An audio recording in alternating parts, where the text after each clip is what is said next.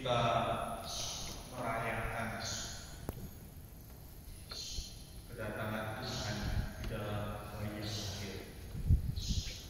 Karena kelahiran itu selalu membawa sukacita. Kelahiran selalu membawa kegembiraan. Apalagi kelahiran itu dinantikan oleh kita. Sebaliknya, kematian itu tentu akan membawa membuat orang mengalami kesedihan. Dan hari ini kita mendengar kisah kematian dari Stefanus. Stefanus yang adalah seorang diakon.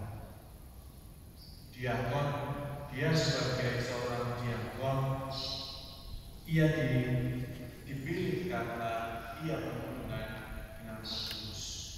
Ia penuh dengan karunia dan juga kuasa. Meskipun dia adalah seorang diakon, tetapi dia juga telah membuat banyak mujizat-mujizat dan tanda-tanda di antara orang banyak.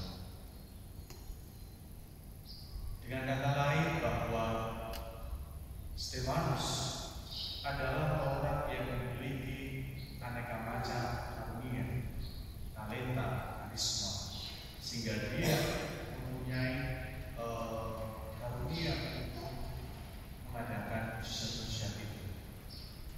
Dan tadi kita melihat bagaimana orang-orang yang ada di sekitarnya, di mana beberapa orang Yahudi dari Kilikia dan juga dari Asia, mereka yang iri akan karunia yang dimiliki oleh Stefanus, sehingga mereka akhirnya mencoba untuk menghasut orang-orang Yahudi yang lain untuk membunuh, untuk merajam Stefanus ini. Kita melihat bagaimana Stefanus yang juga tahu bahwa dirinya diancam ini. Tetapi yang menarik dari pribadi Stefanus, ia tidak lari, ia tidak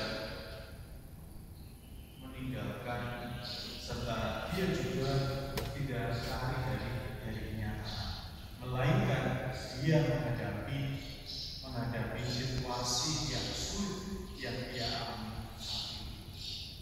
Dan ketika dia diajar, dia juga tidak lari, melainkan sikap yang sangat menarik, yakni posisi batinnya. Dia malah berpasrah kepada Tuhan. Dan bentuk pasrah itu terungkap dari kata-kata dia yang sangat menarik di dalam doanya. Ya Tuhan Yesus, terimalah Rohku.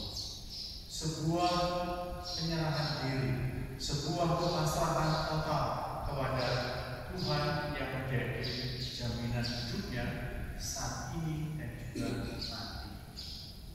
Kalau saya menggambarkan apa yang dikatakan oleh Stefanus ini, seolah-olah apa yang dia katakan dan juga apa yang dia hidupi itu sinergi, senada dengan apa yang dikatakan oleh Yesus sendiri ketika dia bergantung di kayu salib.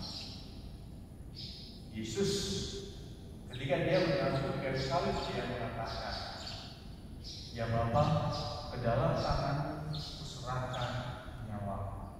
Suatu hal yang sama, yang menarik. Dalam hidup kita juga diajak juga untuk menyerahkan hidup kita kepada Dia yang senantiasa menyertai, mendampingi kita. Kita Kita sadar bahwa dalam hidup bersama, kita juga akan mengalami aneka macam tantangan, aneka macam kesulitan-kesulitan yang kita hadapi. Kita tidak boleh mengandalkan diri kita, melainkan kita perlu berpasrah kepada Dia. Dan ketika kita berpasrah kepada Dia, maka hidup kita, diri kita akan senantiasa dibimbing, diarahkan sesuai dengan kehendaknya.